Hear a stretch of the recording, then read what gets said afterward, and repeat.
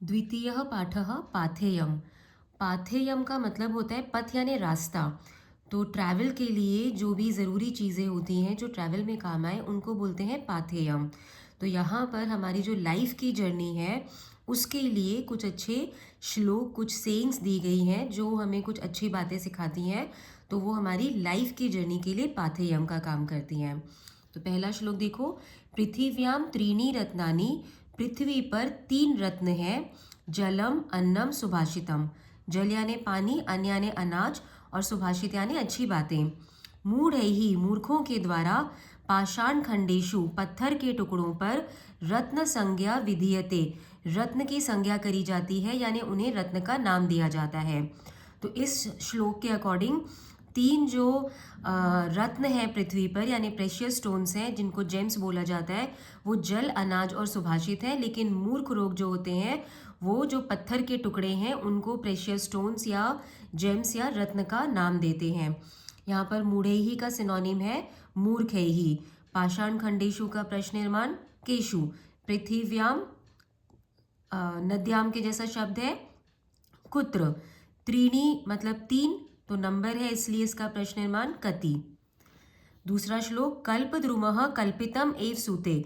हमारे माइथोलॉजी में कल्पद्रुम, कल्प वृक्ष नाम का एक पेड़ कहा गया है जिससे जो भी कल्पना की जाती है वो दे देता है। तो कल्पद्रुम कल्पितम एव, कल्पना किया हुआ ही सूते यानी दे देता है।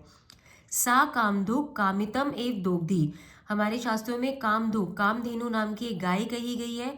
उसे जितना भी चाहते हैं उतना वो दूध देती है और भी इच्छाएं पूरी करती है। तो सा कामधुक वो कामधेनु, कामितम एव जितनी कामना की जाती है, इच्छा की जाती है उतना ही दोग्धी यानी दूध दे देती है। चिंतामणि ही चिंतितम एव दत्ते। चिंतामणि नाम का एक पत्थर कहा गया है कि जिससे जो भी मांगा जाता है वो दे देता है। तो चिंतामणि ही चिंतितम एव दत्ते, चिंतामणि सोचा हुआ ही दे देता है।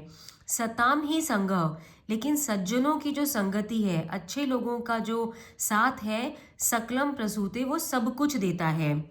यहाँ पे सताम शब्द जो है ये षष्ठी का बहुवचन है, पुल्लिंग का शब्द है, इसलिए इसका प्रश्न निर्माण केशाम। अब तीसरा श्लोक देखो, गच्छन पिपीलिकः, जाता हुआ चींटा, याति चला जाता है, योजना नाम शतानी अपि। योजन एक पुराने समय में डिस्टेंस मेजर करने का यूनिट था। तो जाता हुआ चींटा याति जाता है, योजना नाम शतानी अपि, 100 योजन भी चला जाता है। तो मतलब चींटा एक छोटा सा इंसेक्ट है, लेकिन क्योंकि वो चलना शुरू करता है, जाना शुरू कर देता है, तो 100 योजन तक के वो चला जाता है। अगच्छन वैन्तेयः अपि, वैन्तेयः गरुड़, गरुड़ को बोला जाता है, ईगल को बोला जाता है, लेकिन वो चलता नहीं है। तो अगच्छन नहीं जाता हुआ, वैन्तेय अपि, अब वैन्तेय चींटे से बहुत बड़ा है, चींटा बहुत छोटा सा इंसेक्ट है।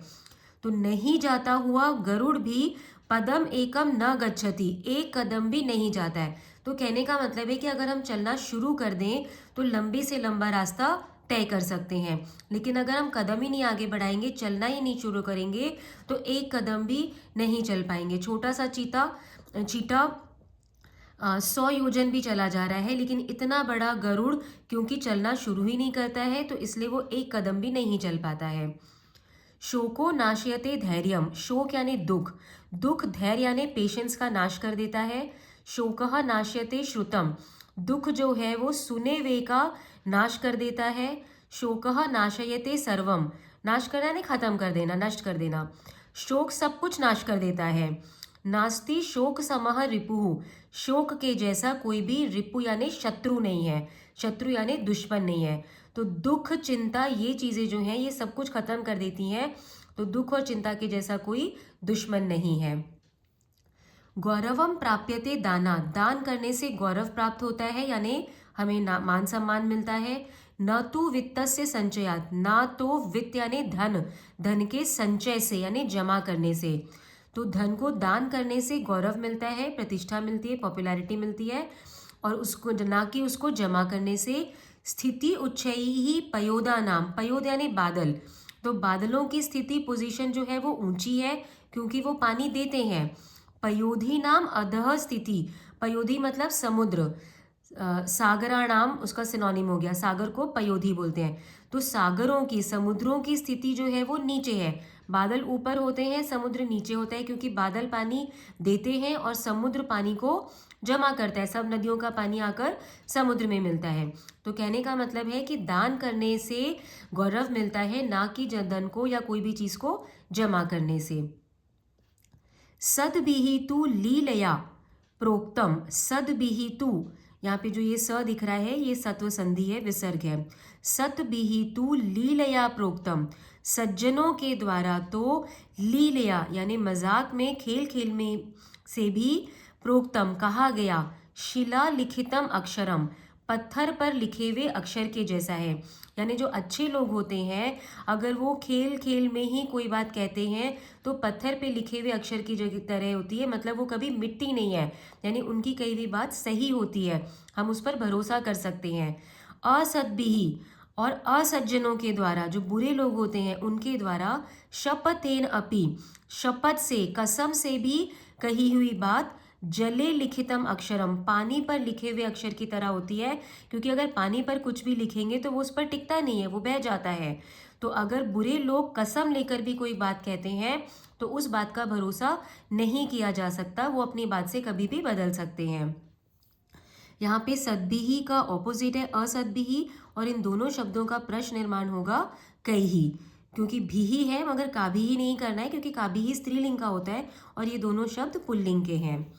अब नेक्स्ट श्लोक देखो, भवन्ति नम्राहा तरवः फलोद्गमैहि, फलोद्गमैहि मतलब फलों के आने से, भवंती यानी होते हैं, नम्राहा ये जो स है ये विसर्ग है, नम्राहा यानी विनम्र, तरवः यानी पेड़, तरवः शब्द वृक्षाहा शब्द का सिनोनिम है, और अगर हम इसका प्रश्न निर्माण करेंगे तो के बनेगा, तरुह तरु तरवः, बानु के जैसा शब्द है ये। तो फलोद्गमैहि, फलों के उद्गम होने से, फल लगने से, तरवः पेड़ जो है, नम्राहा भवंती नम्र हो जाते हैं। पेड़ कैसे हो जाते हैं? नम्र। तो नम्राहा विशेषण है और तरवः विशेष्य है, और यहाँ पे कर्तृपद हुआ भवंती और तरवः हुआ क्रियापद। नवाम्बुभिः भूरि विलंबिनः घनाः, घनाः मतलब बादल, नव अम्बुभिः, अम्बु यानी पानी, नव नए, अम्बुभिः पानियों से, भूरि यानी बहुत ज्यादा, विलंबिनः झुके हुए होते हैं, घनाः यानी बादल, घनाः का सिनोनिम है मेघाः, बादल जो होते हैं जब बहुत ज्यादा पानी से भर जाते हैं तो वो झुक जाते हैं, तो बादल, बहुत नए पानी से भरे हुए बादल झुके हुए होते हैं। तो यहाँ पर ये जो नवाम्बु बिहि विलंबिनो ये पूरा शब्द है, ये घनाहा का विशेषण है और घनाहा विशेष्य है। बादल कैसे हैं? नए पानियों से झुके हुए हैं, बहुत ज्यादा झुके हुए हैं। अनुद्धताः सत्पुरुषाः समृद्धि भी, सत्पुरुष यानी अच्छे लोग जो होते हैं वो समृद्धियों से, बहुत ज़्यादा प्रॉस्पेरिटीज आने से भी, अनुद्धता, अनुद्धत रहते हैं मतलब घमंडी नहीं होते हैं, बिना अभिमान के होते हैं, अभिमान रहित होते हैं। तो सत्पुरुष जो होते हैं बहुत सारी उन्हें संपत्तियां भी मिल जाए, बहुत अमीर भी हो जाए तो भी अनुद्धत होते हैं, उनमें घमंड नहीं होता है। स्वभाव एव ऐश, ऐसा ही स्वभाव होता है परोपकारिणाम, परोपकारियों का, जो दूसरों का भला करते हैं, ऐसे परोपकारियों का ऐसा ही स्वभाव होता है कि वो दूसरों के लिए बहुत अच्छा करते हैं लेकिन कभी भी घमंडी नहीं होते हैं। काष्ठाद अग्निर्जायते, इसका संधि विग्रह है काष्ठात अग्नि जायते, मध्यमानाद, मध्यमानाद यानी रगड़े जाने से, रगड़ी जाती हुई, काष्ठात लकड़ी से, अग्नि ही आग, जायते यानी उत्पन्न होती है, पैदा होती है। लकड़ी को अगर हम फ्रिक्शन करते हैं तो उससे आग पैदा होती है, तो रगड़ी जाती हुई लकड़ी से आग पैदा होती है। भूमि ही तोयम खन्यमाना ददाती, यहाँ पे जो स है ये फिर से सत्व संधि है, ये विसर्ग है, तो भूमि ही यानी जमीन, तोयम पानी, खन्यमाना खोदी जाती हुई, खन्यमाना भूमि ही खोदी जाती हुई भूमि यानी जमीन, तोयम यानी पानी, ददाती देती है। तो यहाँ पे भूमि ही विशेष्य है और खन्यमाना उसका विशेषण है। खोदी जाती हुई भूमि, जब धरती को हम खोदते हैं तो वो पानी देती है, उसमें से पानी आता है। सोत्साहानाम नास्त्य साध्यम न अस्ति असाध्यम, सोत्साहानाम जो बहुत उत्साही लोग होते हैं, न नराणाम लोगों का, न अस्ति नहीं है, असाध्यम असाध्य मतलब कोई भी काम उनके लिए असाध्य नहीं है, जिसको वो साध्य नहीं कर सके मतलब पूरा ना कर सके। तो सोत्साहानाम नराणाम उत्साही लोगों का, जिनमें बहुत एंथुजियाज्म होता है, ऐसे लोगों का, न अस्ति नहीं है, असाध्यम ऐसे लोगों के लिए कोई भी काम असाध्य यानी इम्पॉसिबल नहीं होता।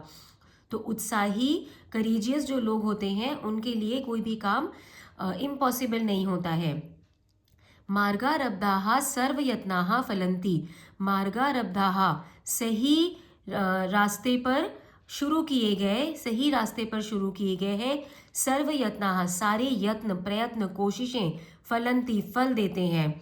तो सही रास्ते पर शुरू किए गए सारे जो कोशिशें होती हैं वो फल देती हैं। जो भी एफर्ट्स हम सही रास्ते पर करते हैं, सही डायरेक्शन में किए गए सारी कोशिशें फल देती हैं। वयम इह परितुष्टाः वल्कलैः त्वं दुकुलैः।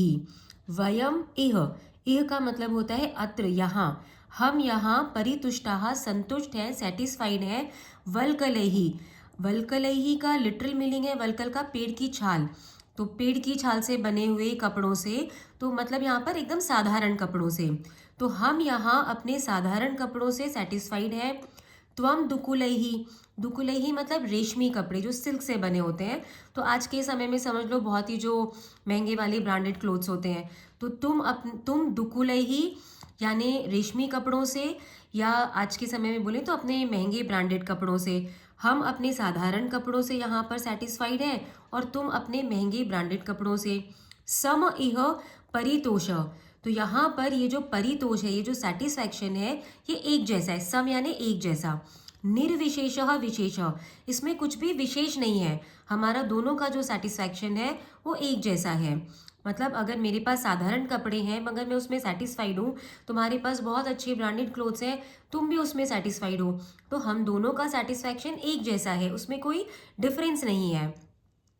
सह तु भवति दरिद्र, वो तो दरिद्र यानी गरीब होता है, यस्य जिसकी, तृष्णा विशाला, तृष्णा मतलब इच्छा लालसा, विशाला बहुत बड़ी है, जिसकी डिजायर्स बहुत ही बड़ी होती हैं, असल में तो गरीब कौन है, वो गरीब है। सह तु भवति दरिद्रः यस्य तृष्णा विशाला, वो तो होता है गरीब जिसकी इच्छा, जिसकी डिजायर्स बहुत बड़ी होती हैं।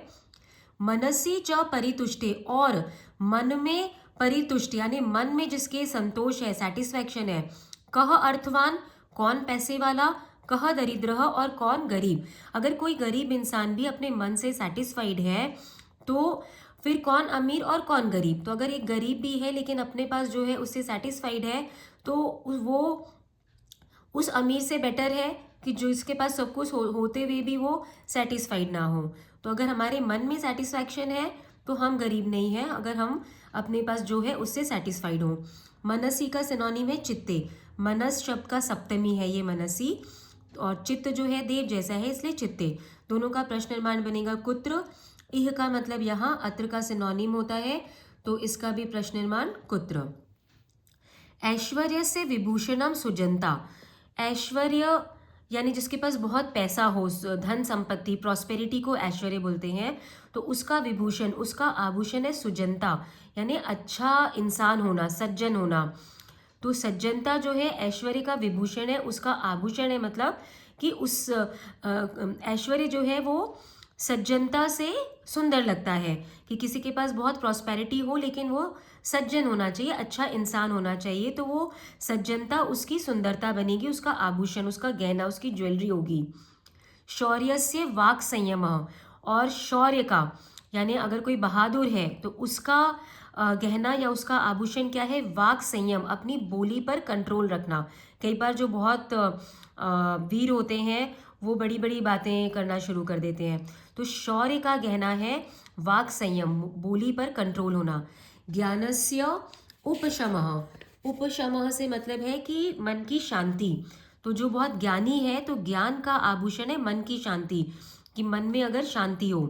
कुलस्य विनयः, कुल यानी खानदान, कोई बहुत अच्छे बड़े खानदान में अगर है, पैदा हुआ है, कोई बहुत बड़े खानदान का है, तो विनय यानी पेशेंस, हम्बलनेस उसका गहना है। वित्तस्य पात्रे व्यय, वित्त यानी पैसा, पैसे का गहना है कि पात्रे सही जगह पर सही चीज पर खर्च करना। तो पैसा कब सुंदर लगेगा, पैसा कब अच्छा लगेगा, जब उसे सही जगह पर खर्च किया जाए, सही चीज पर खर्च किया जाए। अक्रोधः तपसा, कोई तपस्वी है अगर, तो उसका गहना है, उसका आभूषण है अक्रोध, कि वो क्रोध ना करे, गुस्सा ना हो। क्षमा बलवताम, बलवताम यानी बलवानों का आभूषण है क्षमा, अगर कोई बलवान है तो उसे क्षमा करना आना चाहिए, वो उसका आभूषण है।